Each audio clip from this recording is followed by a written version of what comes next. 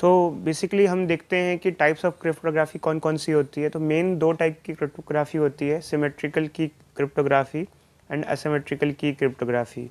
Symmetrical की cryptography में कुछ एग्जांपल्स हैं एल्गोरिदम के, जैसे AES DES। अब बात ये होती है कि सिमेट्रिकल की क्रिप्टोग्राफी में होता क्या है। तो सिमेट्रिकल की क्रिप्टोग्राफी में क्या होता है कि हम प्लेन टेक्स्ट को जब हम साइफर टेक्स्ट में कन्वर्ट करते हैं, तो जो हम लोग की यूज़ करते हैं कन्वर्जन के लिए, इंक्रिप्शन के लिए, वही डिक्रिप्शन के लिए भी यूज़ होती है रिसीवर के पास।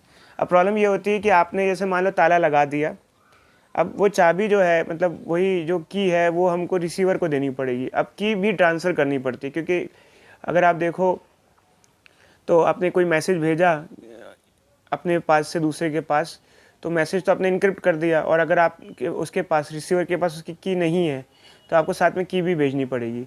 और अगर की ही हैक हो गई तो बेसिकली मैसेज तो सारा बाहर ही निकल ही आएगा।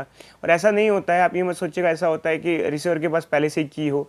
जब आप मैसेज सिग्नल भेजते हैं तो रिसीवर को की भी साथ में भेजनी पड़ती है। तो इससे हमारा बेसिकली मैसेज ईजिली ओपन हो सकता है। अगर की मिल जाए तो फिर इंक्रिप्शन का क्या फ़ायदा। तो जबकि अगर हम देखें तो एसिमेट्रिकल की क्रिप्टोग्राफी थोड़ा डिफरेंट होती है, और इसमें ऐसा नहीं होता। इसमें दो टाइप की होती है, पब्लिक की और प्राइवेट की।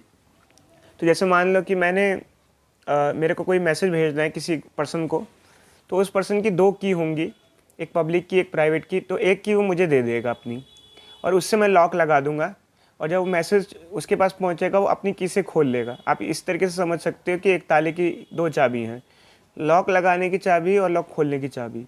तो उसने लॉक लगाने की चाबी तो मुझे दे दी है, बट लॉक खोलने की चाबी सिर्फ उसके पास परमानेंटली ही रहेगी।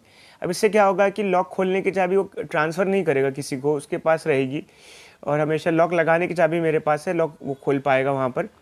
तो इससे एक सेफ्टी हो जाएगी कि ट्रांसफ़र करने की ज़रूरत नहीं पड़ेगी। बट ये है कि ये थोड़ा सा कॉम्प्लेक्स प्रोसेस हो जाता है। इसमें RSA ECC DeFi Hellman algorithm वगैरह यूज़ होते हैं।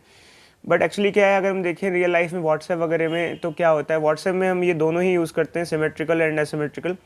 आमतौर पे मैसेजिंग के लिए हम सिमेट्रिकल यूज़ करते हैं, बट की को इधर से उधर भेजने के लिए हम एसिमेट्रिकल यूज़ करते हैं। ये बहुत मज़ेदार बात है, आप पढ़ना इसके बारे में, आपको अच्छा लगेगा जान के।